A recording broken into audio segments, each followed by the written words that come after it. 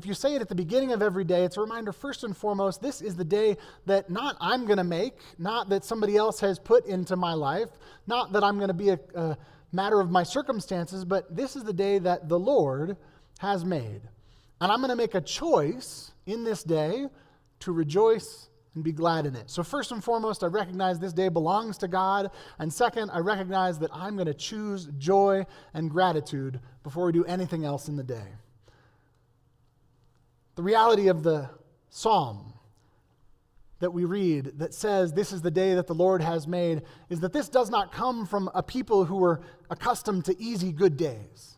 This comes from a people who had been through a lot. The people had been through exile. They had been through war. They had been through violence. They had been through losing their identity as a people group. They had been through losing their identity as a spiritual practice. They had lost everything, in addition to just all the normal stuff that just goes on in life. Most of us have never seen anything close to what the people who wrote these psalms and the people who sang them would experience in their lives. And so they come and they write this song and they sing this psalm that this is the day that the Lord has made, and we will rejoice and be glad in it. Not as a statement of how easy and good things were, but a statement of possibility and a statement of a choice of how the day was going to go, because that's how they were going to choose it. So again, this is the day that the Lord has made. Let us rejoice and be glad in it. I used to have this on a plate when I was a kid as well. It hung on the wall. It's just a good reminder. But we think sometimes of the people that enter this processional with Jesus, waving palm branches, singing loud hosannas, having this big joyous celebration as Jesus is coming in, and we think that perhaps they are saying, "Alleluia, it's wonderful, Jesus is coming."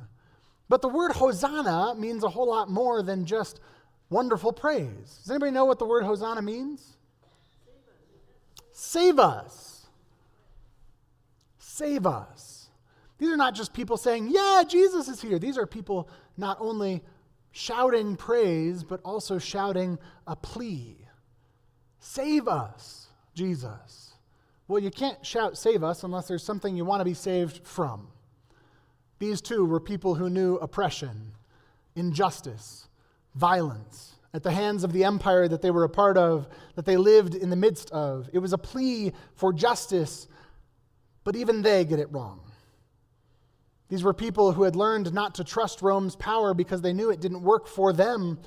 It was a people that carried the stories from their ancestors, the stories of exile and slavery, wandering in the wilderness, not just as a history, but as deep-rooted family memory.